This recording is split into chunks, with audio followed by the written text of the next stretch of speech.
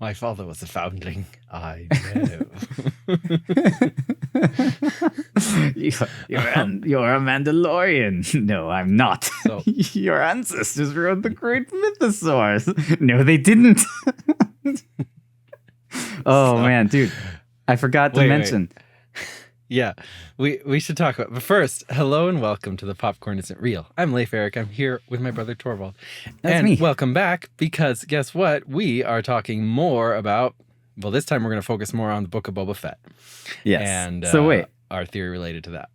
last time I mentioned, how I'm a huge Mandalorian fan because I made my own Mandalorian costume. And I believe your Boba Fett theory so much that I actually took the entire first episode of The Mandalorian and re-edited it.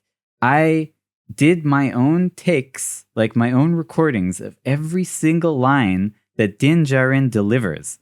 Every single line The Mandalorian says. I recorded my own take of that line with Boba Fett inflections, and then I deep-faked my own voice into Tamura Morrison's voice, as Boba Fett, and then I re-edited the movie to dub over all of the Mandalorian's lines with Boba Fett's voice saying his lines, and I kept like sound effects, music, other people's dialogue. I kept everything intact. It was a very meticulous and difficult process. You replaced flashbacks with shots from Attack of the Clones. Right, because when Boba was a kid. Truly believe that episode was about Boba Fett. And those flashbacks were supposed to be flashbacks of Boba Fett and his life and his dad getting killed. And also, I had to edit some of the dialogue to be like, when people are like... Doesn't make any sense. When people are like, you're a Mandalorian, I had to have Boba Fett be like, no, I'm not. But it still works. Like, it's fantastic. People would think he's a Mandalorian. Saying, I was a foundling. He says, my father was a foundling. It's true. And she's like, I know. Says, I know. Of course she knows. He's Boba freaking Fett. She would have heard of him and Jango Fett. She knows. Everyone knows. I mean, there must have been some sort of like issue when she makes him a new pauldron. Whoa. Oh, dude. She's like, has your sigil been revealed? And he's like... Yes, but I've always liked mudhorns. I think I want a mudhorn on my new pauldron someday. And it's like, very good. And that explains it a few episodes later when he gets a mudhorn sigil. And this is another reason I truly believe that Mandalorian Season 1 was supposed to be about Boba Fett getting his armor back. Because what does the Mandalorian do in the first episode? He gets a piece of his armor. He has crappy armor, and then he gets his real armor. And then the next episode, he gets the rest of his real armor. I think this was supposed to be the process of Boba Fett recovering his armor in whatever way they had imagined. And they quickly rewrote it to be like, I don't know, it's a Mandalorian like forging his armor. And why does he do it piece by piece? Well, first he's only got a little bit of Beskar, so he just gets one piece, and then he like gets more. I don't know. That makes sense. Yeah, I've got my own episode with Boba Fett's voice to prove that he was Boba Fett. And let me tell you, it works even better than the Mandalorian's voice. It's a fantastic episode. You've seen it. What do you think? Am I lying? Oh, no, it's great. I love it. I especially love when the Ugnaught is like, your people used to ride the mythosaur. He says, no, they didn't. No, first he says, you are a Mandalorian. And Boba Fett says, no, I'm not. And then he says, your people used to ride the great mythosaur. And he's like, no, they didn't. No, they didn't. Because his people didn't. He's not a Mandalorian. Oh, man. And then the best part is at the end, he's talking to Boba Fett / Din Djarin, and he's like, you're a Mandalorian. I knew that you would come in and take care of this, and once you've taken care of it, you will take it and go, and then there will be peace. And then Boba Fett looks at him, and he goes, but I'm not a Mandalorian. And then the Ugnaught turns back to him, holds up his fingers, and says, I have spoken, and leaves. He's like, yes, like, you are. You're a Mandalorian. You are a Mandalorian. I say you are. It works so much better because in the original, Din Djarin didn't say anything. Why is this guy being all like, I have spoken? It works so much better when he's like, no. Why are you saying I'm a Mandalorian? He's like, shut up. I'm not a Mandalorian. Oh, man, I love that. I love the Bobalorian cut. It's my favorite thing. I put a lot of work into that. I wish I could release it to the world, but unfortunately, never gonna happen. So. Yeah. So, Now we're on to the next theory in the Book of Boba Fett. So you had a really good theory here that I'd love to hear you say more about. The Book of Boba Fett starts out and we see a sunburned Rodian in the desert with Boba Fett after he escaped from the Sarlacc. And I had no idea who this was. I was just like, oh, poor sunburned Rodian. And then you laid on me a really cool theory that I think everyone should know about. That is true. I didn't know we were going to start with that. But by the way, I love that Rodians just turn red when they're sunburned. They're like lobsters and they cook. There is a Rodian at Jabba's palace, and I believe on his sail barge, and his name is Beedo. Beedo? And that sounds like another Rodian I know named Greedo. He looks just like Greedo, even wearing what seems to be his costume. It's literally Greedo's costume, but it's not. He is even wearing an orange vest, but it's not Greedo's costume. He's wearing Princess Leia's white vest from the Hoth costume, planet. Yes. Yeah, but it's dyed orange to be an orange vest like Greedo's, which is weird they would take the time to do that when they know Greedo is dead. Yeah, it's so weird. They know that at this point. It's the third movie. But if you look close, it even still has Leia's rank insignia on one side. It's definitely a reused piece of costume from Leia. Canonically, Leia brought this with her when she came as Boosh. She packed it in her bag, and she had it. She brought her luggage because she knew she'd stay at least one night at Jabba's palace. She had to rescue Han Solo. She's like, she packed her clothes. Like, I don't know how most recently, I guess Tatooine. she had been from Hoth to Cloud City. She didn't have time to, get other clothes. Jabba's people raided her clothes after they captured her and took all of it. Beedo took this as a prize. And it means that in Rodian culture, which is the species of Beedo and Greedo, having an orange vest is the height of fashion, or at least is in vogue. So he's like... Well, I mean, Greedo started that. People love that guy. Right, like, whoa. He Greedo stood was up a to great Han bounty Solo hunter. I mean, didn't quite survive, but you nearly wouldn't did. know it from A New Hope. But Greedo was like, he was a great bounty hunter, right? Like, so in the old EU, Greedo was like supposed to be a super young bounty hunter who had never done anything before. And that's why he was so bad against Han Solo and just died. But we learned when the prequels came around that Greedo was like a friend of Anakin's. Yeah. He was there on Tatooine. He's from Tatooine. Greedo He's a native. Is much older than Han Solo by like a lot. Yep. He was a veteran bounty hunter by the time he was hunting down Han Solo. And he just had one bad day. One bad day is all it takes. Just one screw up. Well, I like it because it explains why he was so overconfident, right? Like, he doesn't care about Han Solo. He's hunted 1 million smugglers down. It's this one more, doesn't matter. Doesn't matter if it's Han Solo. No one would shoot me under a table. Yeah. He just didn't even think to I mean, check. well, he was also pointing his gun at him. So, like, it is pretty gutsy to... To also take out your gun. Well, that's another reason that Han shot first, right? Because he knew he was dealing with like a veteran bounty hunter. He knew who Greedo was. He knew him by name. So the theory is that Beedo... Oh, geez, we're still on that? Like, tragically survived the Sarlacc, climbed out just like Boba Fett, was captured by Tusken Raiders just like Boba Fett. Which makes sense. And, because he didn't have any like sunscreen like Greedo did, he just lived in this Tusken camp and turned like red. Yeah, just beat red. Poor Beedo. And that is the Rodian, and got different clothes. Yeah, and that is the Rodian that Boba Fett meets in the Tusken camp. And then after surviving all that, he just dies. Yeah, he just gets killed by some giant random 4-armed monster. I don't even know what that thing was. It's like Goro. Yeah, it's just a Goro snake that lives in the sand. So the thing that threw me for a loop, though, which was that apparently, possibly, Boba Fett was in the Sarlacc for a lot longer than like a day. It might have been months or even years. So we don't know. Beedo has apparently been getting dragged around by this little Tusken clan for like potentially months or years. What can he do? I mean, he was working for Jabba. Now he's working for the Tuskens. He helps them dig up It black does explain gourds. why he's so subservant to them and why he resists escape when Boba Fett tries to escape. He's like, no, I like it here. I got a good tan. Like, I've never looked better. This is great. I don't have to wear women's vests anymore. I get to dig up these water rocks. Okay. So those, I just have to say, it seems to me that water fruit diggers would be a billion times more successful on Tatooine than moisture Moisture farmers using evaporators to suck the tiniest amount of condensed water out of the air. Like, if there's just water-filled rocks in the ground, why doesn't everyone dig those up? Why are we first hearing about them now? I thought that was so stupid. There's not, that doesn't exist on Tatooine. The Tuskens would raid moisture farmers' camps they want to get the moisture. water. Yes. Well, I mean, all we can assume is that these are the only Tuskens that actually know about these water fruits. Yeah. Somehow Maybe everyone they else planted missed them. Yeah, maybe. I don't know. They're like squirrels. They just bury nuts. They don't remember where they are. Oh, crap. I think they're somewhere around here. Slaves, So they look just for dig them. randomly. Oh, jeez. Or maybe it was literally just that kid. Whoa, that was his thing. Tusken kid. He's been like cultivating these water fruits.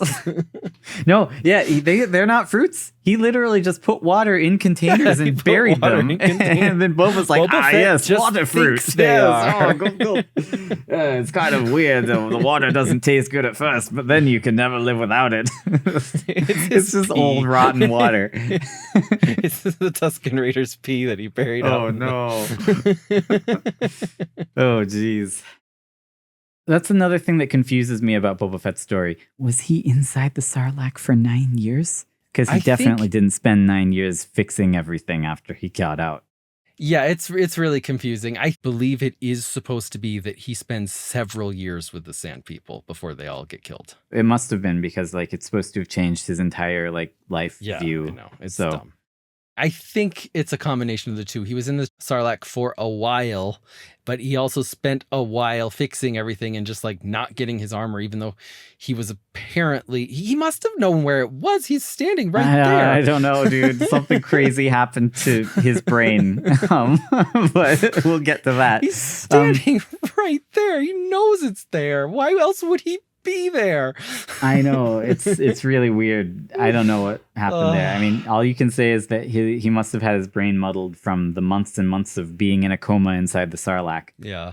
I guess C-3PO wasn't lying when he said you'd be digested slowly over the 1,000 years. The Sarlacc really does keep you alive. And apparently the Sarlacc nourishes you because Boba Fett came out fatter than when he went in. The Sarlacc must actually be pumping nutrients and fat into you. Yes.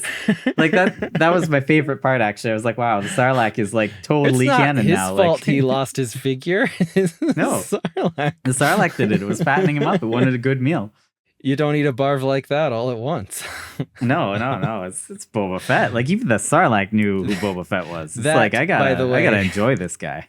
Is the name of the short story from Tales from Jabba's Palace, which is amazing. It's like a contained thriller about Boba Fett escaping the Sarlacc, and that should have been episode 1 of the Book of Boba Fett.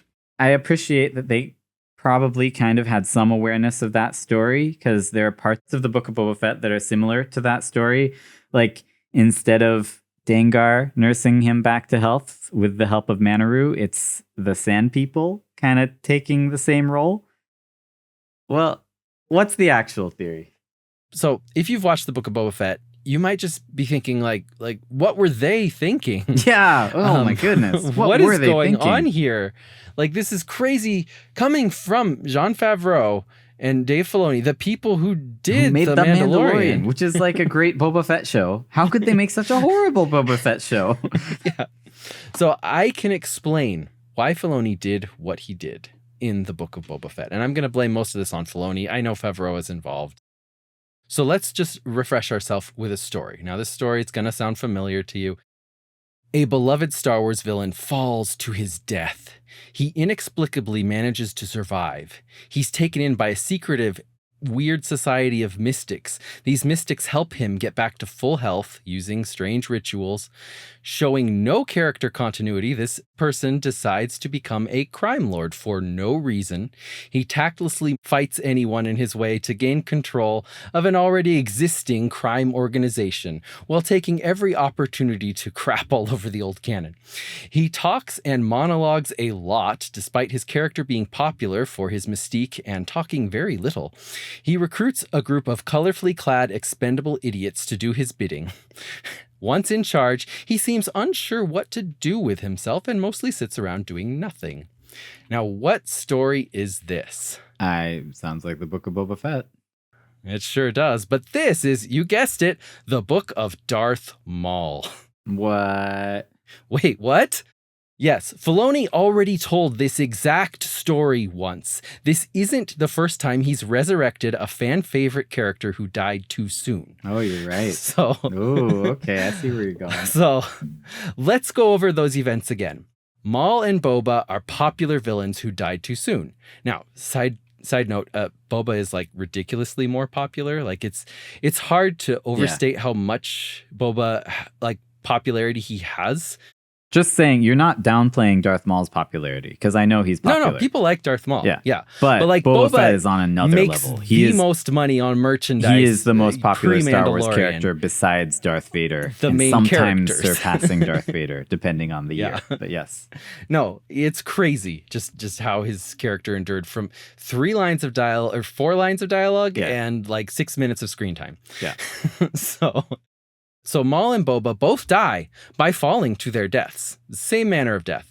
Maul and Boba both survive rather dubiously and inexplicably. Yeah. Maul somehow manages to live in a junk heap and get a spider body. He gets his spider legs. Yeah, spider legs.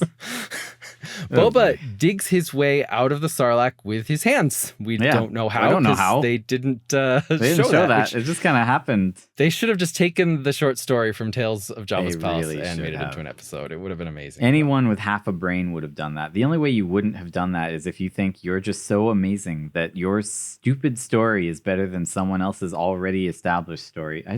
What kind of unbelievable like self-fellation would it take to think that you're Filonian? Whoa.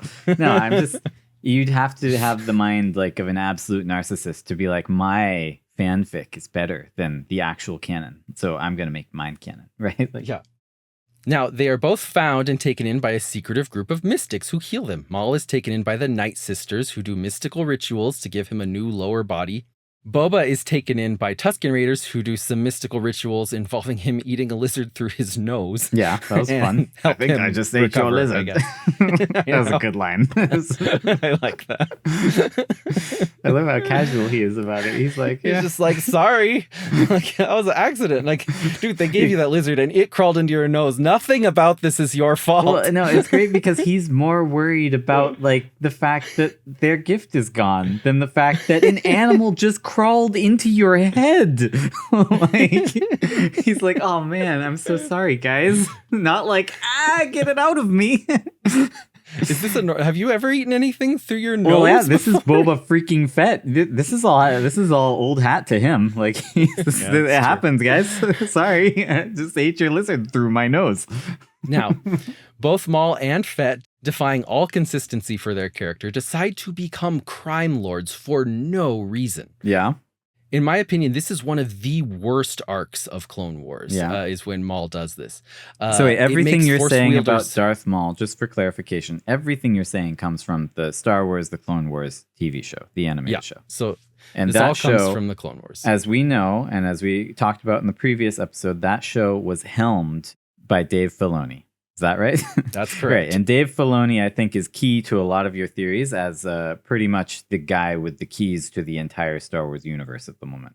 Well, he is literally the guy with the keys. Yes. Like, he's the person they put in charge of everything now. Great. And you think that he basically screwed up the Book of Boba Fett and is currently screwing up the Mandalorian. And that's pretty much your theory. And Ahsoka, yes. Okay, cool. Continue. Yeah, the Darth Maul arc in Clone Wars made Force wielders, like, way overpowered. Maul single-handedly takes out 3 crime syndicates, like, at the same time. And I know he's a Sith Lord, but, like, he takes out the Black Sun. He takes out, like, the Pike Syndicate and the Hutts and forms Crimson Dawn. And I was just so angry that they recanonized Black Sun, a very popular thing, just to have Maul take them out like they're nothing. And at least they didn't bring back Prince Shizor, but they do have him kill like 10 Falleen mob bosses. So basically he kills like 10 Shizors. The best part about Prince Shizor is that if you have a toy of him, you can turn its head around and then like the tuft of hair coming out of its back is like his nose. And you can make him like go around sniffing things like an anteater. Now, with similar tactlessness, Boba Fett takes over the former Hutt cartel, which is what Darth Maul did. Yeah. He goes into Jabba's palace and just straight up threatens Jabba to his face, and Jabba's just like, okay, we'll do whatever you say. Do anything. It's like, Jabba didn't work for the Crimson Dawn. Jabba is his own thing. I was just so mad about that. Darth Maul goes to the Council of the Hutts, like one of the most powerful You can't defy the council. What are in you the doing? galaxy. And he just straight up kills most of the Hutts. He just kills them all. It's just so. He's such. I was so mad about this whole arc. So anyway, Boba Fett takes over a former Hutt cartel by shooting Bib, so just killing indiscriminately, similar to Darth Maul. He just walks in and kills the boss, and apparently there are no guards. No, just that easy. So that part at least is similar. Guess what? He spends the whole season fighting and eventually overthrowing the Pike Syndicate, which is something that Darth Maul also did. So Yep, it's true. both characters spend an awful lot of time talking, despite being well liked for being mysterious and quiet. Now, Maul definitely never shuts up in Clone Wars. Like, I know. he sounds like Jafar, and he's constantly monologuing. He's become like a stereotypical Disney villain rather than like in the original. He was like this cool cat-like Sith who just like paces around. You know, he never says talks. He much says at like all. One line in the entire. He says like, "We shall have our revenge." That's it. That's all he says. Boba kind of, talks a lot, takes off his helmet and most of his other clothes. Yeah, he loves being all naked. the time. It's like someone thought that Tamara Morrison was going to be in really good shape, and I don't know why they thought that. Well, I mean, he's in okay shape for his age. I mean, I'm not going to knock Tamara Morrison. He's like, he actually is a martial artist, and he's taking care of himself. He's just not, spring chicken anymore. He's he's an aging he's not man. Sort of. You don't necessarily want him on screen taking his shirt off in like a diaper in a Bacta tank. I know, they should have just kept him in his armor, and he looks cool. Like, just Well, and then you don't even like Tamara Morrison could just do the voice. You could have anyone be in the armor. That's what they do in The Mandalorian. Exactly. Now, it's also weird that filmmakers seem to like have a hard time embracing the idea of a quiet character who wears a mask. Yeah. And they just always have him take it off. Well, I just can't believe on the Halo show. Because, yeah, like exactly. Master Chief. No, and I always see people online being like, well, I understand it is hard to write for a character that can't like express with their face because so much of it comes. No, I'm like, that's like my ideal character to write. I mean, I'm not like the world's most prolific writer, but I love writing a character who's like mysterious and whose face you can't see. You it's just fun. have them do things. Right. You have to make their personality and their wants and desires and ambitions known through their actions and their words. Whoa, crazy, right? We've already seen it work with The Mandalorian, which is and Darth freaking popular. Vader, one of the most popular characters who's ever lived ever. So how is it that they just can't seem to fathom that people can keep their helmets on? I don't get it, but whatever. I just don't know. They both recruit a group of colorfully clad expendable idiots. We all know that Boba infamously recruits some scooter riding cyborgs who don't really matter. Maul, after defeating all the crime syndicates, goes to Mandalore. So Mandalore has already been taken over by Death Watch, who are just like this crazy terrorist organization. They're super dangerous. They're the Mandalorians. Maul just kills them. Just goes there. And even though Mandalorians were supposed to be one of the few non-force wielding people who could handle their own against a Jedi, Filoni just nerfs them. Like, it's not even Maul. In one episode, the very first time Padawan Ahsoka ever meets Mandalorians, she is a Padawan, and she just jumps up and beheads 5 Mandalorians in one sweep. Oh, no. And that is ridiculous. Like, I believe freaking Master Windu could do it to Jango. Yeah. But not Padawan Ahsoka to 5 Jangos at once. Well, to be fair, Jango was like one of the deadliest people who ever lived. He was known for like hunting down Jedis. He's a little better than your average Mandalorian, but yes, 5 Mandalorian warriors at once should be far too much for one Padawan. Yeah. Well, I mean, and their Death Watch, at least, they're not untrained. They're not unfamiliar with battle. No, like I agree. Maul defeats Pre Vizsla, who's the leader of Death Watch, and takes the Darksaber. So now he runs the Mandalorians, and they just do whatever he says. And so they all wear differently colored armor. So that's the comparison to the cyborgs. Why does Maul want the Darksaber? He's already got the world's coolest double-sided lightsaber. Why does he want it? I mean, he wants it so he can control the Mandalorians. Why does he need that when he already controls all the crime syndicates? I don't know. Well, also, when they're such like absolute wusses, why would he want to control them? They suck. I know. Yeah. Since when is it part of the Mandalorian way to follow a person with a lightsaber? That's the opposite of their creed. It's so stupid. Know. After taking over these crime syndicates, Boba and Maul just kind of do nothing. Their plans are vague at best. So the end of Maul's arc I actually liked, because after he did all this, and all of this was just to gain power so he could take on the Emperor just straight up shows up on Mandalore and just wipes the floor with Maul. Yeah. just destroys it. He shows up, instantly kills Savage Opress, and then just destroys Maul, and Maul barely manages to survive. Yeah, as he always does. So he can just come back and get killed by Obi-Wan later. Well, and then Maul shows up again in Rebels, and then Kenobi just kills him in a cool Kurosawa-esque fight scene, so cool. Which means it's really fast. Yep, nothing happens. He just dies. It's a good fight scene. It's great. It's a good scene. No, I like it. I think that was the best part of Rebels for me. I mean, that alone kind of justified Maul coming back for me. And if that was all he did, I would be really happy. I think that would be a great return for Maul. So I don't know exactly what Maul's plan was, and I have no idea what Boba's plan is. No, even Boba doesn't know what his plan is. He has no idea what he's doing. But at least he gets to ride a Rancor, which, hey, wait, where are Rancors from, and who are known for riding them? No, the Dathomirian witches. They are white Rancor riders. And where's Maul from? Dathomir. Yep. That was one of my favorite parts of the Book of Boba Fett, was that it completely canonized Rancor riding Dathomirian witches. Yeah, that was like a Timothy Zahn thing. That was amazing. That's old lore.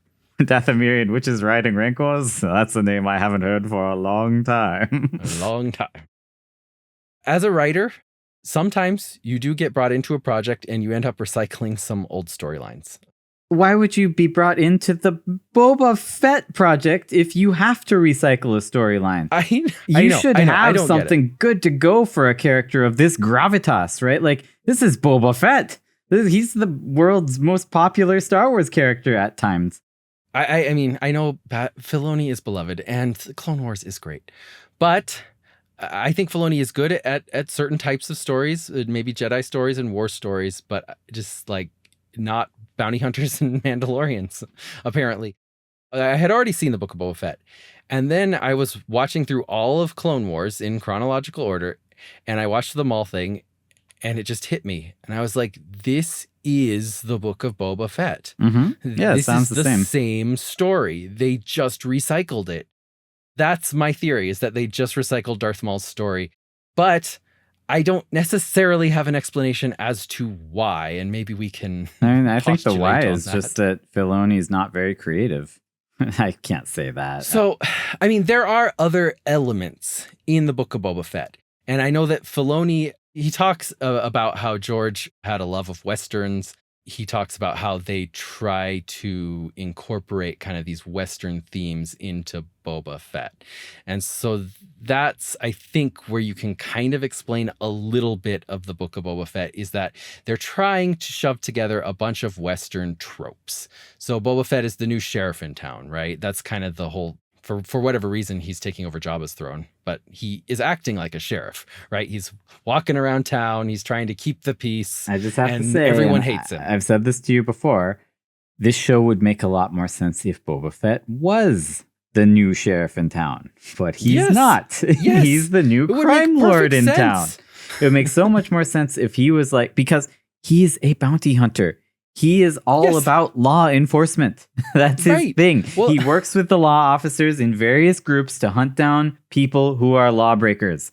Yes. It's not like he's a bad guy. It's not like he loves crime. Like, he doesn't want to be a crime lord. He also, is not averse to killing and hurting people to, enforce the law. So it could make sense if he had a massive change of heart due to whatever circumstances and whatever he did with those Tusken Raiders. It could make sense for him to come back and be like, you know what? I don't want to go down in history as a heartless bounty hunter. I want to make a difference, right? And he could say, I'm going to clean up this town. And then we would have had an interesting show about Boba Fett and Fennec, his deputy, cleaning up Mos Eisley, Mos Espa, right? That could have been interesting. I'm not saying it would have been the perfect Boba Fett show, but it would have made a heck of a lot more sense than what we got. I don't even know what we got. It's just insane. It would have made sense. Stupid. Like, he comes in, he could even still kill Bib Fortuna. Sure. He kills Bib Fortuna, and he's just like, this is a lawless town. I'm going to bring law here. And that makes sense, because he hunts down lawbreakers. Filoni has this issue where he doesn't seem to know what a bounty hunter is. He has equated them to mercenaries, thieves, and outlaws. They're not mercenaries, thieves, or outlaws. Now, a bounty hunter might also work as a mercenary, but that's a different job they're doing, right? They can do different things. Mm-hmm. But Filoni in Clone Wars has a whole arc where he copies the movie Cube. I don't know if you've seen that movie. I know of it. But basically, they're in a cube-shaped room that is full of death traps. And a group of bounty hunters are put through these death traps to find out who is the best bounty hunter. Whoa. Excuse me, this isn't bounty hunting. Nope. Bounty hunters are not outlaws, they're law enforcement. They work for the Empire, help catch criminals, and a jump from bounty hunter to crime lord just doesn't make any sense. Makes no sense. No, it's like the opposite of what a bounty hunter would want to do. In Mandalorian Season 1, they seemed to know what a bounty hunter was. Yeah. Because Grief Karga says, bail jumper, bail jumper, bail jumper. That's what bounty hunters do. Just going back to the Western tropes, I can also see tropes of like, there are movies where Clint Eastwood is left for dead and wakes up in the desert and goes to hunt people down. There are tropes like that in this show. Yeah, but he's not getting vengeance. There are also tropes where someone gets, again, left for dead and they're healed by like Native Americans. Like a tribe takes them in, like Jeremiah Johnson. That's what I was going to say is I understand that Boba Fett plus the Sand People is Jeremiah Johnson. For those of you who haven't seen Jeremiah Johnson, you might know it as the gif of that bearded man very subtly nodding to the camera. That's Jeremiah Johnson. And if you're like me, you probably saw that gif and thought it was Zach Galifianakis, but it's actually Robert Redford nodding. Oh man, Robert Redford went above and beyond for that role. By the way, you should see Jeremiah Johnson. Great movie, and it has Robert Redford. Even has an intermission. It's got an intermission. It starts with a song too. It starts with Robert Redford like just leaping around in a completely real, frigid, icy river trying to catch fish with his bare hands. Dude must have just been freezing his ass off. Oh man, it must have been so cold. That's probably just how Robert Redford wakes up in the morning. I know, that's just like how he lives. I assume he insisted that they do it for real because like, no, I believe there's actually a story where they were like, yeah, we want to do this scene. And Robert Redford was like, oh, well, I own this like forest right here and I know this icy stream. Let's just do it there. And they were like, oh, we thought we could like simulate it. And he's like, no, come on, bring the camera. And he just like starts like, jumping around in this icy river. Just film it. Right. So Robert Redford he's like a genuine badass.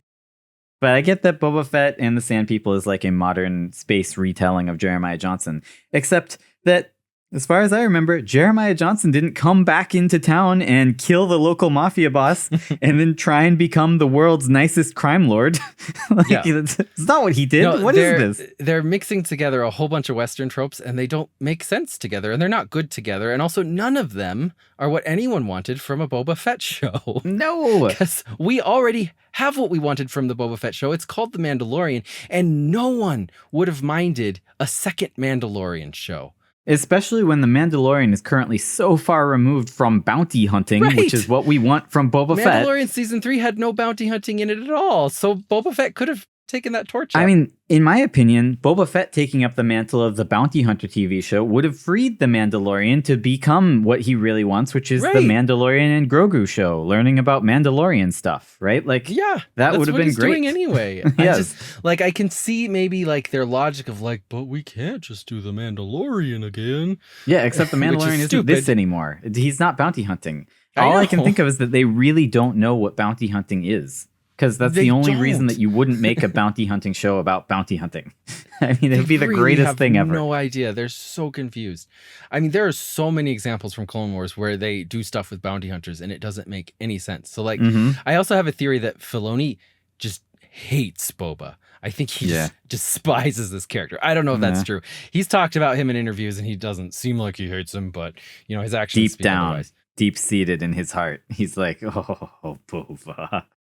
The little screen time that Boba Fett gets in Clone Wars makes you really feel for poor Boba. So after his father is killed by a Jedi, he's raised by a bloodthirsty sociopath, Aurra Singh, who is crazy abusive. And it annoys me because it was supposed to be Bosk. Bosk was supposed to be like his dad. But he I mean, I know he's there, but but it's not. Yeah. Now, after he splits with Aurra, Bosk is kind of his surrogate dad after that. Okay, good.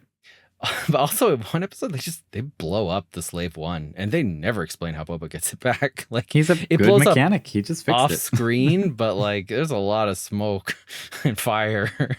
Anyway, and Boba gets captured and taken to jail, so it's not like he quickly gets back there. Like it seems like it'd be scavenged for parts, but well, I guess it wasn't.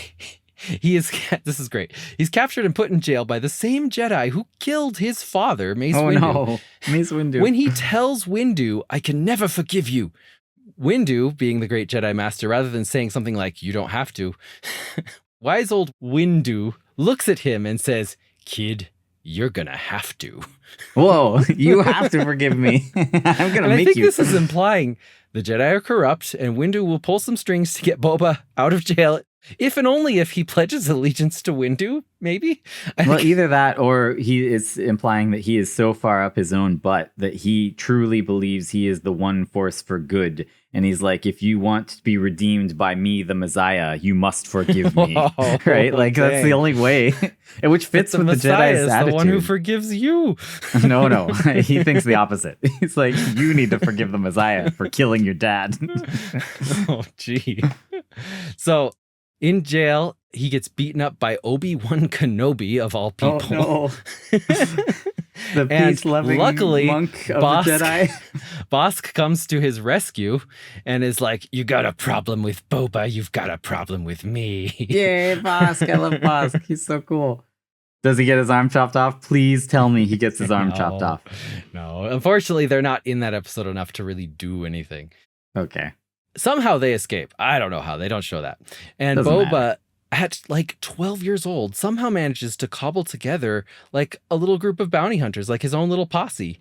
Yeah. He calls them bounty hunters, even though they don't in the episode they're in. They're being hired as personal security, which is, again, a different thing. So what they're trying to do is stop a train heist. Whoa, that's better than what they might do, like Filoni might do later, which is like do a train heist with bounty hunters.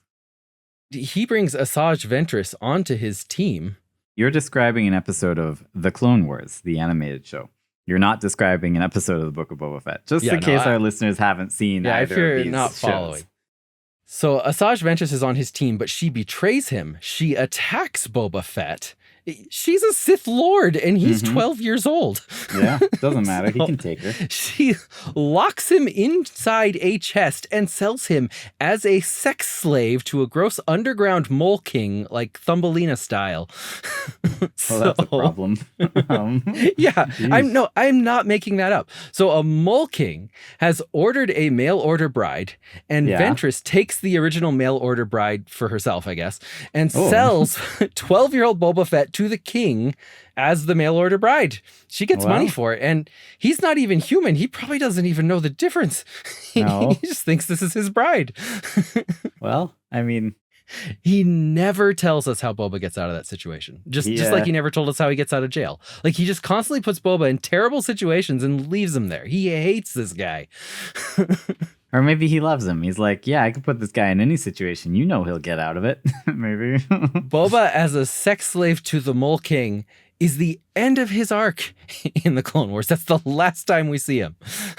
And there was one more planned arc, which you can actually see scenes of on like YouTube.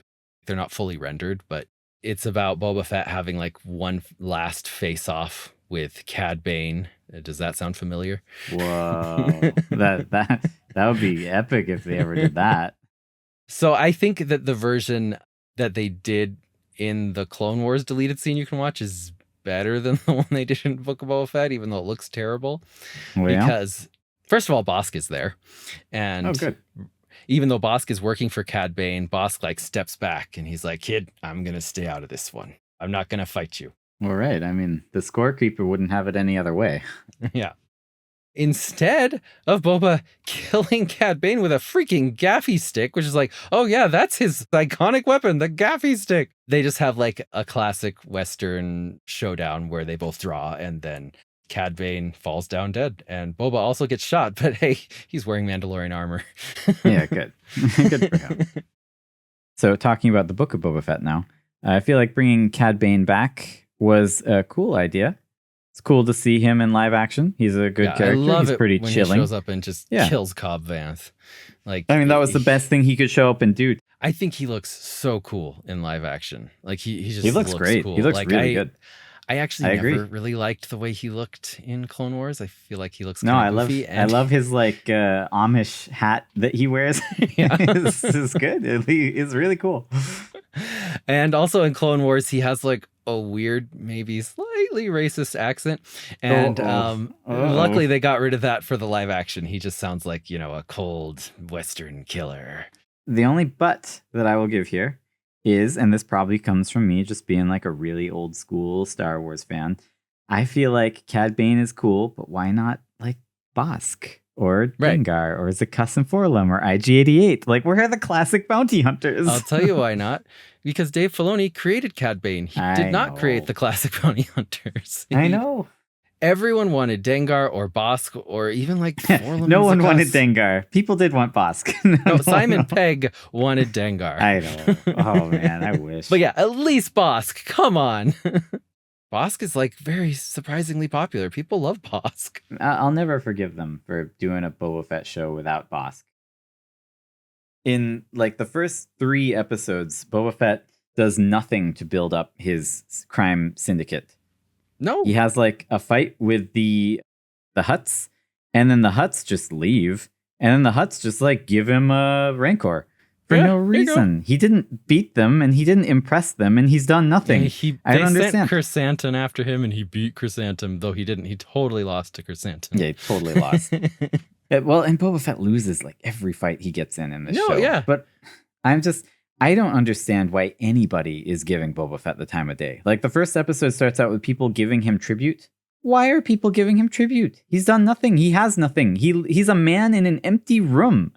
Like just because he came in and killed Bib doesn't mean... No, it doesn't mean he should get anything from anyone. And then like in the following episodes, he does nothing to establish himself or to build up his empire. And then the Hutts just leave and they're like, I guess you win. Here, have a Rancor.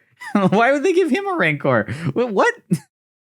Their excuse is something to do with the Pike Syndicate. They don't want to like. What do they care about the Pikes? They're the Hutts. I know they're the Hutts. The Hutts run Tatooine.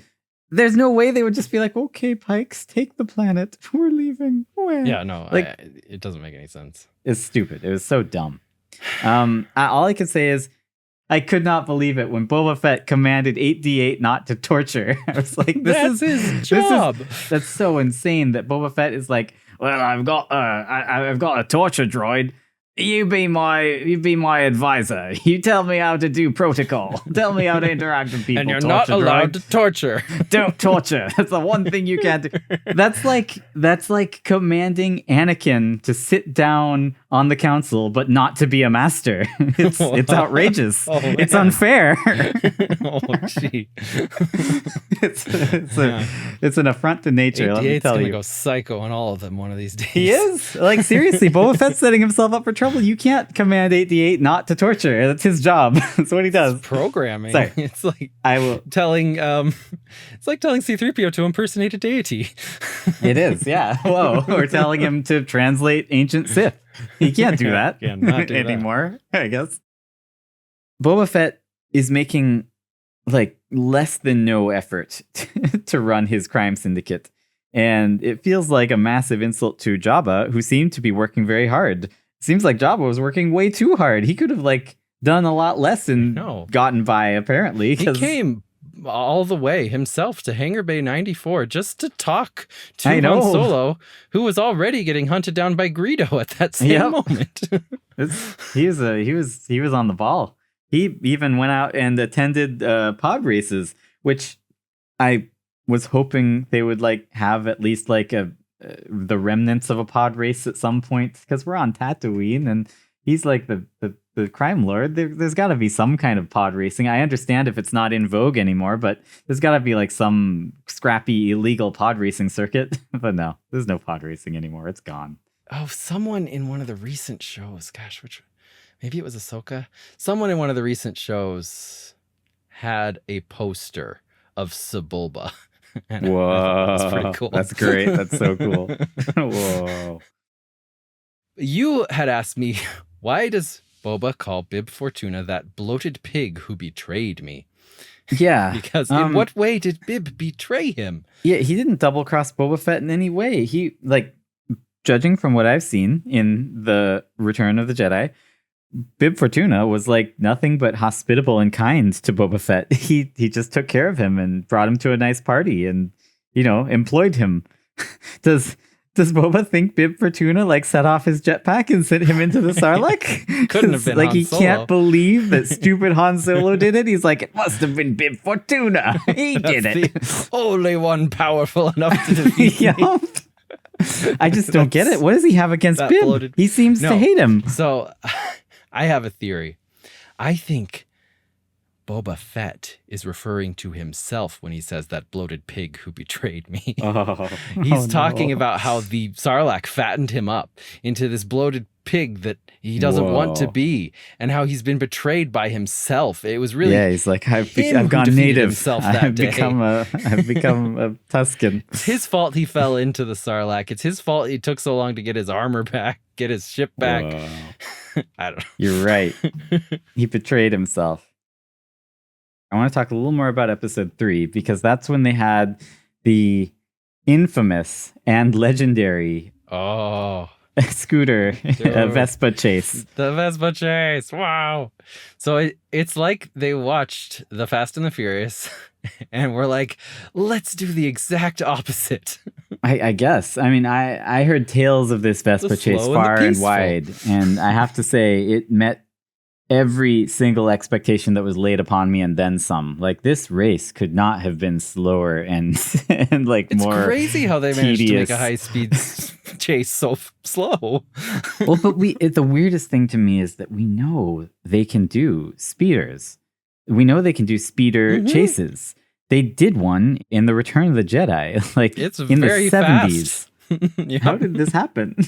The only explanation is that Disney just didn't give them the budget they needed. They had this scene All they had to planned. do was speed up the footage. It doesn't take I any know. budget to do that. I don't understand. They were like, we can't make the swoops that we wanted to, so let's get these we haven't gotten mobility into this. carts So from Disneyland. they look so horrible. You're right. They look like rascal mobility scooters. Yes, dude.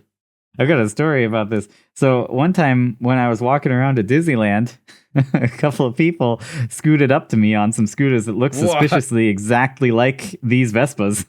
It's just like an elderly couple, and they seemed to be having a good time. And I was talking to my kids, and on the front of their scooter, like as a hood ornament, they had like fastened one of those really amazing Salacious Crumb puppets things. Yeah, that you can buy in Galaxy's Really Edge. cool. I love those things. So I pointed it out to my kids because I love Salacious Crumb. And I was like, see that, kids? That's Salacious Crumb right there. Jabba the Hutt's jester. And I wasn't even saying it like loud. I was just saying it to my kids. And these two, like, they like skirted to a halt. They like drifted In their high sideways. And speed. they were like, why did you say that name? And I was like, what, Salacious Crumb? That's his name, Salacious B. Crumb. He's a monkey lizard. He's Kowakian monkey a Kowakian lizard. monkey lizard. And they were like, there's so few people that know that. And then they like reached into their bag and pulled out like a bunch of Pogs or like poker chips, but with like Salacious Crumb on them. And then they were like, hold out your hand. And I was like, okay. And they're like, these are for you. And they like put them in my hand. And I was like, oh, thank you. They're like, you must carry this knowledge with you because so few people know the name of this creature. It's like, this is the weirdest and greatest thing that has ever happened to me. It was so weird. You were in Disneyland. I wasn't even in Disneyland. I was in California Adventure, which was the weirdest part. You were in California Adventure, and you said a random name, and then some people who did not work there were like, congratulations, you win the prize. You win the Salacious Crumb prize. I didn't say it to them. I said it to my kids. To gift to anyone who happens to say its name. No, it was like they were the Salacious Crumb like cheerleader squad going around spreading Salacious Crumb awareness. It was so weird. But it was also the greatest. Like, I was so happy. I've never been so happy. I was like, yes. I was like, you see, boys, to my kids, I was like, you see what happens when you know who Salacious Crumb is? Well, there's some definite perks. For anyone who doesn't know, Salacious Crumb is the little annoying thing that sits in Jabba's fat folds and laughs at everybody. It goes, and also sometimes chews on C-3PO's eyes. Yeah. And even though Kowakian lizard monkeys seem to be fully sapient, they are enjoyed as a delicacy. They're primarily eaten. Mm-hmm. But Jabba didn't want to eat. He didn't want to eat Salacious Crumb, but he was like so Salacious entertaining. B. Crumb made him laugh. Yeah. And Salacious B. Crumb is the only creature who is allowed to insult Jabba the Hutt. He will kill anyone for insulting him except for Salacious B. Crumb. So he loves it when Salacious Crumb insults him. He laughs and laughs. Anyway, I love Salacious Crumb, and I always will because of that kindly elderly couple that was just going around spreading the good word of Salacious B. Crumb. But the weirdest thing is they weren't spreading the word. They were waiting for other people to and then rewarding them. It's so weird. I don't understand what they were doing. Like, they had a whole bag full of these Salacious Crumb chips, and they had cards too. They gave me like trading cards with Salacious Crumb on them. It was so weird. I mean, that's just how they like to spend their day at Disneyland. What a cool day. I mean, it was like, I'm not even, to this day, I'm not sure if it really happened.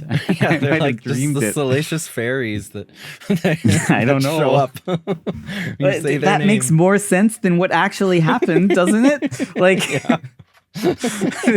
why would anyone choose to spend their life scootering around California Adventure trying to find people that utter the name Salacious Crumb? That was a good day, man. That was like the most surreal thing that's ever happened to me. But yeah, those speeders were horrible, and it just confuses me because in the concept art, the speeders actually look pretty decent. But in real life, they're just like horrible rascal mobility scooters with like rear view mirrors everywhere. They look so stupid. The scout trooper has to like look behind him to see if like Leia's behind him, and then he crashes into a tree or something like that. You're right. He could have used a rear view mirror on his speeder bike. Wow. If only he'd had that, he wouldn't have crashed. I mean, you know what I think happened? I'm pretty sure one of like the prop guys came up to the director. He's like, man, we just can't make these scooters. All we can afford are a bunch of rascal mobility scooters. How can we make them look futuristic? And the director was like, "Ah, come on, a little smoke and mirrors ought to do the trick." And then the prop guy was like, "Mirrors? Like lots and lots of rear view mirrors, just like jutting off the sides everywhere?" And the director's like, "Yeah, sure, why not?" And that's what we got. Well, that's a good explanation. I know why they rode the Vespas in the Book of Boba Fett. What? So a lot of people have just like, we talked about this in depth. We went to town on this topic. We wouldn't stop talking about the Vespas. Then, I have figured it out. Here's the real reason, the true reason why they ride these weird looking Vespas. And Torvald, you even commented, you had the piece of evidence we needed. Okay. Was it the smoke and mirrors? Like all the mirrors? The mirrors. Yes, the mirrors. Okay. That's exactly it. So we have to take several of these pieces and put them all together, and it will all be clear. Yeah. So these people are cyborgs. Boba Fett recruits a bunch of young kids who are cyborgs. Well, technically they're cyborged. Cyborg is a verb in the Star Wars universe. Yes. You don't become a cyborg, you get cyborged. Well, but they never call them cyborgs or cyborged. No. They call them mods. They have been modded. And he says, I need modifications. That's the word they use is mods. That's true. You're now, right. Here's where it all comes together. It's brace yourself because it is so stupid. It's so stupid. Okay. They're mod. Mod was a style in the 60s. It was a Italian Euro subculture that kind of spread over the whole world. One of the things that characterized the mod style was brightly colored things and Italian style scooters. Vespas. And one of the things that marked mod style scooters was to decorate them with a ridiculous amount of mirrors. Oh my gosh. So a boomer writing a script about some people who call themselves mods would have been like, oh, the mod culture. That's I all it remember was. That when I was a kid. Hey, what would a mod ride? They'd ride a Vespa. The whole thing. They'd ride something Italian. They'd cover it with mirrors. It would be a bright color. All the younger generation has been baffled by this scene, just like, what is going on? It's just a dumb boomer reference the whole time. That's exactly what it is. They thought it was funny. They were just like, oh yeah, they're mod. That actually gives me almost slightly more respect for that scene because that seems very George Lucas-esque. Yeah, right? No. Like, right? He had that's the 1950s incredibly diner. George Lucas. Like, you've seen American Graffiti, right? He was all about like the cultures that he grew up with. Right. That's all Star Wars is a conglomeration of every culture he liked best from Hollywood, from movies, right? Yeah. Like, he's like, yay, Western samurai pirate movie, you know? So I discovered this by accident, just because I was on a forum where people were saying what would be their dream action figure that hadn't been made yet from the Book of Boba Fett. And one person said the mod girl spelled Gurl. Yeah, she's a girl. She's not a girl. She's a girl. Right. Just like the mod boys are boys, not boys. They're B-O-Ys. Or B-O-Is. Just because I pride myself on knowing the names of all obscure characters, I looked up mod girl. Just the very first image that popped up on Google, even though I wasn't doing an image search, was a woman standing next to a Vespa that just was the Vespa from Book of Boba Fett. And then I look close and I'm like, but that's not the girl from Book of Boba Fett. This picture isn't from Book of Boba Fett. From like the 60s. I'm like, oh, 50s. This is a mod girl. This is a mod girl. She's a mod girl. Mod culture. Oh, man. So, yeah. Wow, and I was just like, whoa. And then I was looking up I was like, wait, mod Vespas? And then I saw all the mirrors and I was like, oh my gosh, are you kidding me? This mystery is solved? It's just a stupid boomer reference? It's a silly pun, is what it is. It's a pun. Yeah. The weird thing is, though, is that the mods... Like, the reason we would never think of it is that the mods look like they're like some sort of 80s cyberpunk style. Yeah. You know? Not like... They're not mod style, except when they're on Vespas. Well, then they're mod style. Well, that's really, really interesting and also kind of fun. And like I said, that actually makes me enjoy that scene just a little more. I think it helps because 60s, you know, all the styles from then are like really campy, kitschy. It makes you realize, the incredibly slow high-speed chase was meant to be silly and stupid. Yeah. They weren't taking it seriously. Scene. They wanted a campy scene. Like, us watching it, we're kind of like, is this supposed to be funny? I mean, it is, but I don't know if it's supposed to be. Now we know. It was supposed to be a funny scene. And I fully take it that way, because the guy who is attempting to escape is like, you know, the comic relief. Well, yeah, he's the most flamboyant comic relief in the entire show. So it's not like he's going to have a serious high-speed chase with like real consequences. It's silly. It's funny. You know the crazy thing, though? That Twi'lek, I was looking it up, he doesn't have an official name. It's so weird. He has so many lines. What? No, and no one has named him yet? Like, there are many characters in Star Wars that don't have names, but then just get names. Yeah, no one's named yet. He is called unnamed Twi'lek Majordomo on Wikipedia. So Wow. after he just mods Fennec and she wakes up, this is probably the best part of Book of Boba Fett. I finally got the fan service I wanted, because when he says, "I am Boba Fett," she gives him a look like she is just so impressed. Like, oh. Yeah, I know. And that is Finally. amazing. And she's an assassin, and it makes sense. She knows who Boba Fett is. And I have to give props to the actor Ming-Na Wen, who also voices She's a great Mulan. actor. She's Mulan. Come on. Oh, she's so cool. I have to give props for just, she didn't even have any lines, but she fulfilled my dreams. Someone was finally impressed that he was Boba Fett. But like, even though he didn't have the armor. That line drop, though, that didn't even compare, I'm assuming, to like the amazing line that every Boba Fett fan was waiting for in episode 1, when he was like, "I am not a bounty hunter." And I was like, You're just like, what? Why would you ever have Boba Fett say that? That's the dumbest. In the movies, they like refer to you simply Darth as Vader the bounty hunter. He was like, "I am not a Sith or a Jedi. I hate the Force." Luke, I am not your father. I am not your father. Whoa, that's what I should have gone with. That's amazing. Yes. That's what everyone wants Darth to hear Vader from was that like, movie. "Luke, I am not your father." No, I was wrong. No! Wait. The most mind-blowing thing to me was when Boba Fett, in his own TV show, said they had to go get his ship, and he called it the Fire Spray Gunship. He didn't say the name of his ship. Disney wouldn't let him. Ship. Well, but again, you actually gave me because you gave me a great justification for that. Because Boba Fett does not want to be like Han Solo, who's like, "What? You've never heard of the Millennium Falcon?" When Han Solo didn't say, "I can bring you there in my YT 1300 light freighter," you know. Well, but also Han Solo didn't want to say that because that's like saying, "I can bring you there in my Winnebago," you know, like everyone would know what that is, and he'd be like, "What? But a freight hauler?"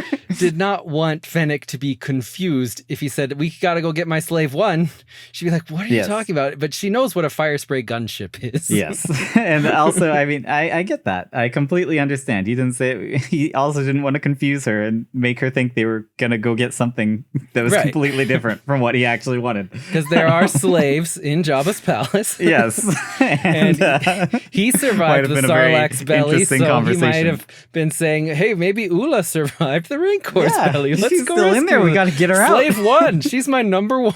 Oh no. Yes, I can understand. He wanted to be specific. He's like, "Let's go get my fire spray gunship."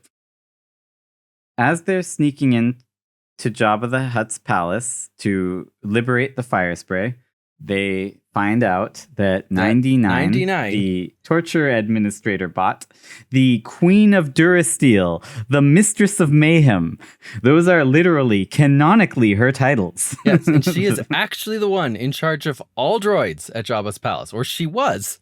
She's not anymore. She's been reduced to cooking. Sous chef.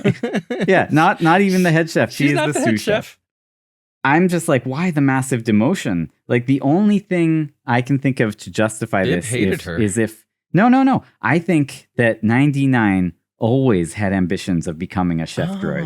And Jabba was like taking some sick pleasure and like holding her back. He's like, "Oh, you want to cook? You can't cook." That's why she was so mean to the other droids. Yeah, she just hated her job. That's why she's so mean. I think that the gracious Bib Fortuna has benevolently allowed her to pursue her passion, and she can become a chef like she always wanted. Well, good for Bib. He was a good leader. He seems to be. I've never seen Bib Fortuna do anything mean to anybody. That's all I'll say about him. Yeah, I've only seen him be nice and gracious. When Boba walks in, he's like, "Boba, my old buddy."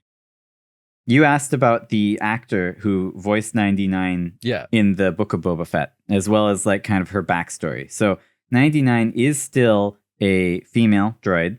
99 is unique in that, unlike other droids, she is sadistic. Something about her programming makes her want to harm people. She gave herself that third eye so that she could like see. It let her see the pain of droids. Whoa. In the new canon, after the events of Return of the Jedi, she reformed and she decided that she doesn't want to hurt people or robots anymore. What? Why? And she became a bartender at the Mos Eisley Cantina, which is strange because they don't allow droids there. But when the Mandalorian goes in there in season 1, it is a droid bartender. So it is, in fact, 99. Well, I didn't know it was her. I knew it was something that looked like her. No, it is 99. Canonically, that's what it's supposed to be. And interestingly enough, the person they got to voice 99 is Mark Hamill. What?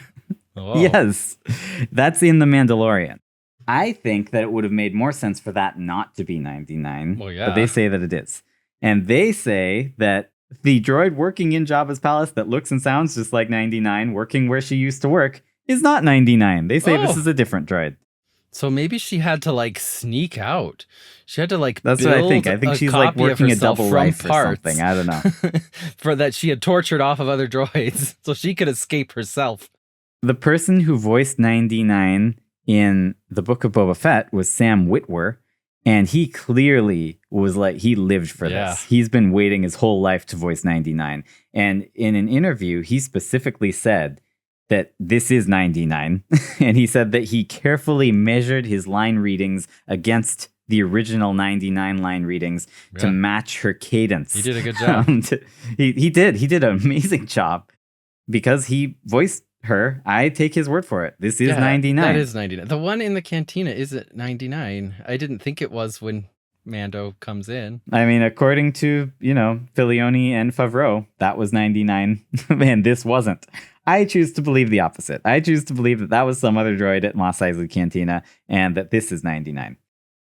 Mark Hamill was happy to voice a droid working at Mos Eisley Cantina because he felt like that was some kind of like poetic justice in the universe. Because when he was there last, they said, "We don't serve your kind here to droids." And now it's the droids that are running the show. So, I mean, Chalman came around. I thought that was really nice that Mark Hamill would think so much about that. Yeah. I thought that was fun. That's good. There you go. That's the Odyssey of 99, the greatest droid ever, the Queen of Durasteel, the Mistress of Mayhem. They go to kill the Sarlacc with the Slave One. They kill the Sarlacc with a seismic charge. What's weird, though, is that the Sarlacc pulls them in with its tentacles, right? And I like how they left the beak for last. So for a while, it's just the classic Sarlacc. Yeah, that was nice. Yeah. The classic Sarlacc is so much scarier than the beak Sarlacc because it's like, I agree. You don't even know what it is. It's like this. I know. It's like weird, Cthulhu-esque like a spiked hole. Yeah, like you don't know what'll happen down there. Why, when you fall into it, you're just dead. You're gone. Like it's terrifying. Well, and like when something falls in, the hole itself like moves, like it's like happy after something falls in. It's so creepy. Yeah. So I found it odd that when the Slave One was being pulled extremely close to the Sarlacc, there is apparently a drop bomb alarm that goes off when it gets caught by Sarlaccs, which I think is ostensibly the worst time to drop a bomb because you're right there. Probably. To me, the weirder thing was that the drop bomb alarm is placed in a way that you can't reach it if you're sitting in your chair. Yeah. You got to like get out of your chair upside down and backwards to hit that button. It's a pretty cool ship. Mean, the Slave One's just an amazing ship. It was a prototype. The fire spray line never, went into production. There were some things they needed to change. Django saw it and he was like, "That's the one for me." And I will destroy all the others so no one can ever have one. The fire spray is mine. And people are like, "We didn't want one." Yep. I think he chose it because it's so challenging to fly and use. Whoa, he's like, it would be too easy for me if my ship worked right. I need a challenge. Oh, I love the Slave One. What a weird ship. Flies like this. Like, that doesn't seem right. Speaking of robot chicken, the next episode of Mandalorian, you might be confused because it's actually an episode of the Book of Boba Fett, but it seems like an episode of The Mandalorian. Yeah. I heard about this episode again. Like, I heard lots of people saying, whoa, that's weird that there's an episode of The Mandalorian in the Book of Boba Fett.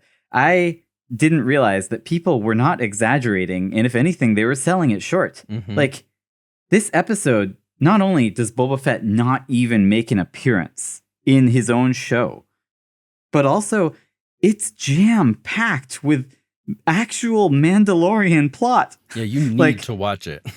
It doesn't, his show won't make sense if you didn't see this random episode of the Book of Boba Fett, a completely different show. And it's like, we've got Mandalorian reuniting with his clan. We got Darksaber training. We've got a duel for the Darksaber. We've got him becoming disgraced for having revealed his face. We've got a new quest to reach the waters of Mandalore for redemption. He builds a new starship. Like, all of this is massively heavy plot, and Boba Fett is not even here. Yeah, it's weird. Did they just but I run gotta out say, of ideas? That episode is just pure Mandalorian. He's bumbling around even worse than he normally does. Well, yes, he did cut off his own Almost leg chops and then his like leg off, goes and has to fight his own team, like Yep, his own people he's team. coming to for help. and then gets disgraced and forced to leave. has no ship, has to use public transportation and go through like security, and they won't let him has take to his defy his weapons. religion by putting his weapons in a box. I love that he has to deal with airport security.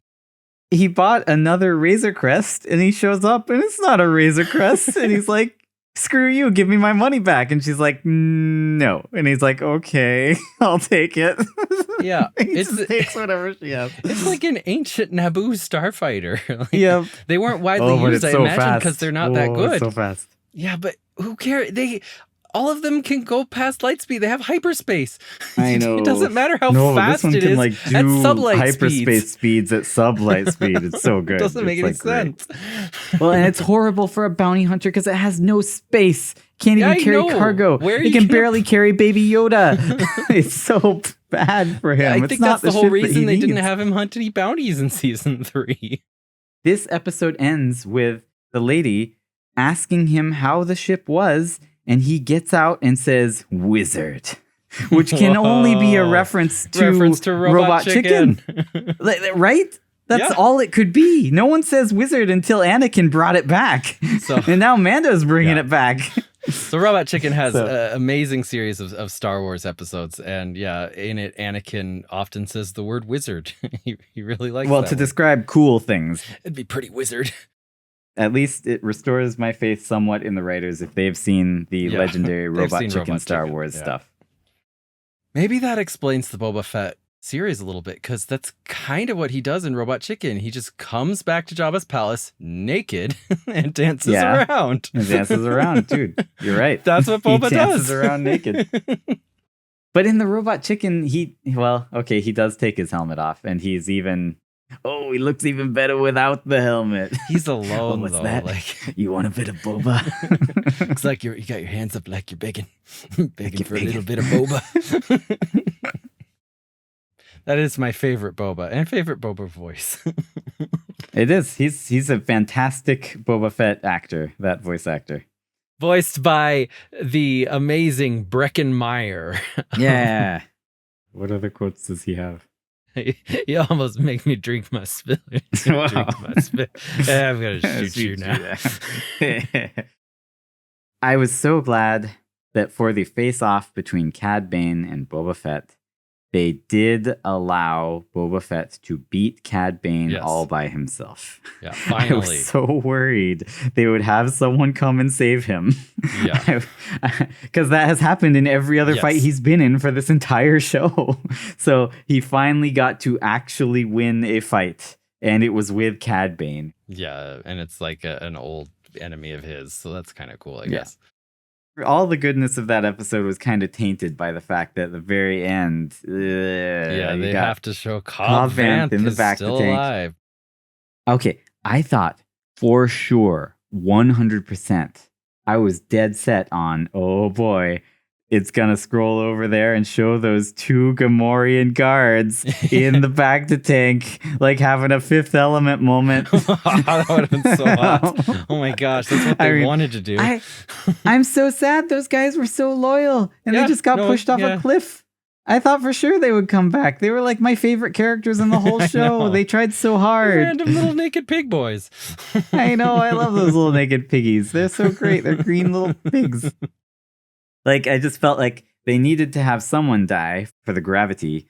And I felt like the 2 Gamorrean guards dying did not give enough gravity, even though it was gravity that killed them. Yeah. I thought that they were going to have the Wookiee die, but no, he That's just not survived. as bad as like a random throwaway line in Solo where Woody Harrelson, like I forgot this line, but apparently Woody Harrelson's character killed Ara Singh. Whoa, okay. And yeah, like Lando walks up to him and is like, "Hey, I heard you killed Ara Singh. Thanks. No. I owed her money." And he's like, "Well, I didn't kill her. I'm pretty sure it was the stop at the end of that fall that killed her," or something like that. But Ara Singh, she's like, yeah, killed by that random dude, that random Woody Harrelson character, whatever. I don't even remember his name. That sucks. Yeah, that's horrible. Stupid. I mean, it was a fall that killed her, and he says he's pretty sure. So, she could still be alive. Maybe he didn't actually stop and wait to see. So I was thinking about what you said about Dr. Aphra, and I was like, you know what?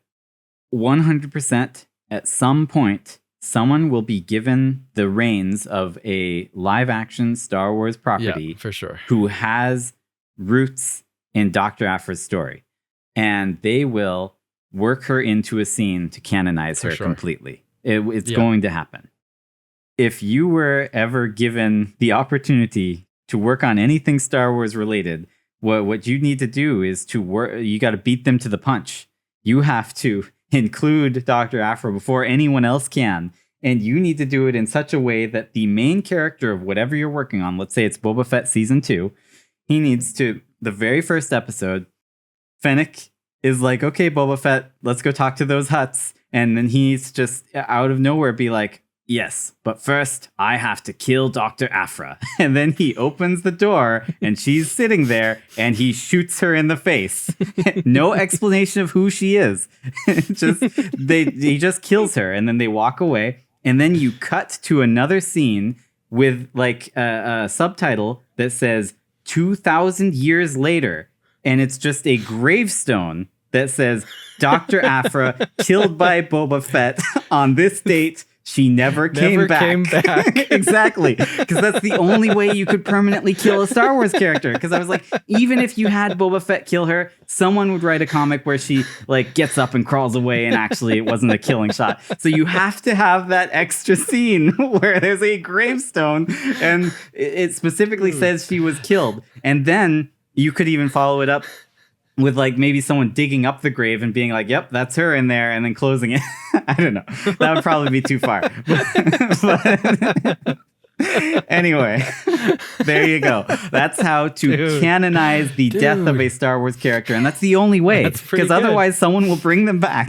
That's the only way. I think you may have solved the mystery. I think the person who was handed the reins to the Boba Fett show felt how we do about Dr. Aphra. About Boba Fett. I know. Yeah, but I mean, someone could still write a comic where he decides to become a bounty hunter again. I hope and pray. Oh, please. That's the only way you could do it, though, with a side character would be to beat Disney to the punch, do it before someone who actually knows who that character is, and make sure to include the scene where you cut to the future and they are still dead and have always been dead. Oh, I love it. It's a good pitch. There you go. So yeah, I thought that up just for you because I was like, how could Eric kill off Dr. Aphra? Because it does. Even if you have a named character like Boba Fett kill her, someone's gonna bring her back. Someone will do it, right? Like she's a comic character. She'll come back. Comic characters always come back. So you gotta cut to the future. You gotta show that she never came back. Anyway, there you go. Oh. Okay, Fennec, but first I have to kill Dr. Aphra. Kill Dr. Aphra. Oh, man. My last theory. I know why Boba Fett no longer wears his Beskar codpiece. What? Why? Did he lose his balls? Yes, he lost his junk in the Sarlacc. His genitals are gone. Those are No. soft tissue, and they were quickly digested in the Sarlacc. Now, how do we know this for sure? Boba Fett's armor always included a codpiece. Even after he loses it, the codpiece is still intact. We know that because Barfbag Cobb Vanth in Mando Season 2 is wearing the armor, including the codpiece. Boba Fett recovers all the armor, and yet he does not put on the codpiece. Now, you could argue that He is so practical. He's like, yeah, he's so utilitarian. He's like, if I don't need the armor to protect a vital piece, I won't wear it. Yeah. He's like, I got no junk, so I got no armor. Get rid of that codpiece. Exactly. Wow. He's just like, nope, I don't want the extra weight. I got nothing to protect, so I don't put it on. But here's the thing. We know canonically that Boba Fett knows how protective that codpiece can be, because there actually is a prominent blaster mark on the codpiece. So it did protect his junk once. No purpose for it anymore, so he doesn't wear it. Can't argue with that. I mean, he's a clone. I'm pretty sure he was infertile anyway. That's true. You're right. Actually, that's not true. The clone troopers can have kids, weirdly enough. I guess Boba's got a big family. You'd think they would have made them sterile. Yeah, no, they should have. It doesn't make any sense, but... They would have. Well, there's a non-canon comic. Jango is sent to assassinate someone. He finds out that the person he's assassinating is a clone trooper who, like, escaped. He went against his programming and has a family now. Ah, It's actually a really good comic. And the clone trooper has a child, and Jango cannot fail. So he murders the clone trooper, but he sets up some sort of thing that transfers money to this child and his mother like every month. what a nice guy. Flash forward, Boba Fett is randomly sent to hunt down this son of a clone trooper. So it's like they're brothers, kind of. He, just like his dad, even though he realizes they may have something in common, he will not fail in a bounty. He's Boba Fett. So he brings this guy back to the evil crime lord who has like rancors that he just like keeps. Yeah, okay, I know this one. Boba Fett's like, I'm a bounty hunter. I do what I'm paid to do. And so he's giving him to the crime lord, and the crime lord says, I'm going to kill this stupid little kid. And the kid is like, Boba. And he reaches into his pocket. He's like, I have 2 credits. I want to hire your services to protect me.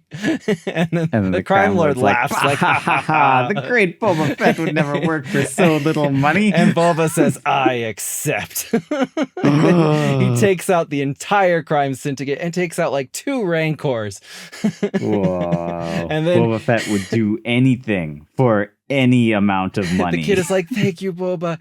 Yeah, your father let me live and he's been helping me. This really means a lot to me that you would protect me. And Boba just holds out his hand. And he's like, what? He's like, you owe me 2 credits. So the kid pays him, and then that's it. Payment received. Now that would have been a good episode of the Book of Boba Fett. Sure would have. That would have been great. Taking out a crime syndicate single-handedly, but like he's credits. Badass, but he's just weird enough that you're like, I'm interested in him. It doesn't matter if he like wins easily. I just want to know who this strange person is. You could have done a lot of things with Boba Fett that weren't what they did. Well, and all of those things would have been right. They have a massive library of EU stories that people already like. Why not pull from that? They own it. They bought it.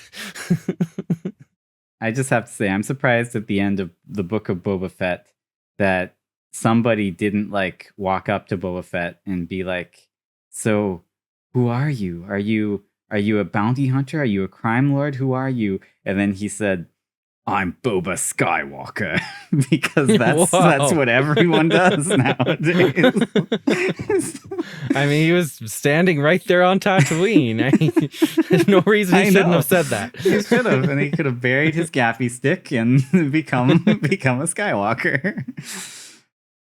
Can you believe that they're not even going to make like a second season because of how stupidly they screwed up that show? It's all their fault. So they're punishing us. Wasn't easy. They slam still dunk. have jobs. It was the easiest slam dunk and we're ever. The ones who get punished. Millions. They emptied Disney's piggy bank and put it all in their pockets, and now we don't get another season because they were so stupid. we want more Boba Fett. People want more Boba Yes, Fett. everyone wants because they. the way the Book of Boba Fett, kind of just didn't really go over well with the fans. I think people are tired of Boba Fett. I think the fans just don't want more Boba Fett anymore. That's probably it, right? Because the story couldn't be flawed, or wasn't our fault. We get to keep our jobs. Couldn't be that they didn't take care of a beloved character, or didn't bother to include any real fan service besides incredibly small references like seismic mod bombs culture. and mod culture. Now that's some pretty good fan service. No, it couldn't be that. It's just people don't like Boba Fett anymore. That's got to be it. So let's focus more on the Mandalorian. That's what people like nowadays. Yeah. It's not even that. People love the Mandalorian and Boba Fett. He is Boba Fett. They're the same thing. My very final theory to wrap this up. Oh, you got more. Oh boy. Okay. Is that Boba Fett is invincible on a meta level. Star Wars has killed or tried to kill Boba Fett so many times. He's been thrown in the Sarlacc. Yeah. That was one time. Then in the prequels, even though he was loved for being so unique, they decided to make him the least unique person in the galaxy. That's a great choice. Not only is there another Boba Fett named Jango, but everyone in the clone army is also Boba Fett. And there's Mandalorians everywhere. Yep, lots of Mandalorians. So, everyone wears Boba Fett armor. Everyone is Boba Fett. Then they killed Boba Fett again when they made the Mandalorian instead of the Boba Fett show. So, and they killed him a final time with the Book of Boba Fett. Yet despite... Well, I think this might be it for him. It might be, but just to end on an optimistic note, despite having never been treated well or fairly in any single official live action or even animated film, he is still as ridiculous. He's still very popular. His toys make more money than most of the other characters, except for maybe Mandalorian and Darth Vader. Despite everything he's been through, Boba Fett cannot be killed. And no matter what meat grinder they put him through next, I'm sure he will endure. So what do you think of my theory? Do you think that Dave Filoni copied his Darth Maul story for the Book of Boba Fett?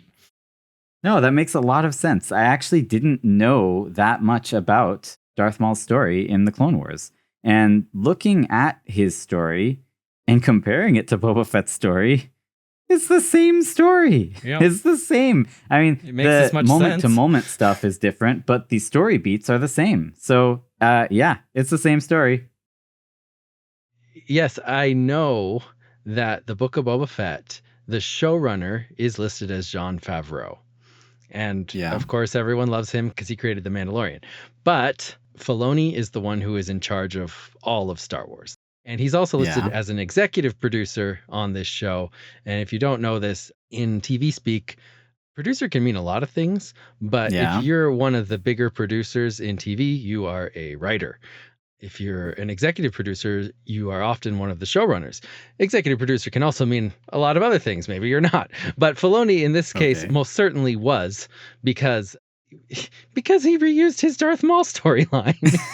Well, all right. The proof is because it's the way it is. I mean, duh.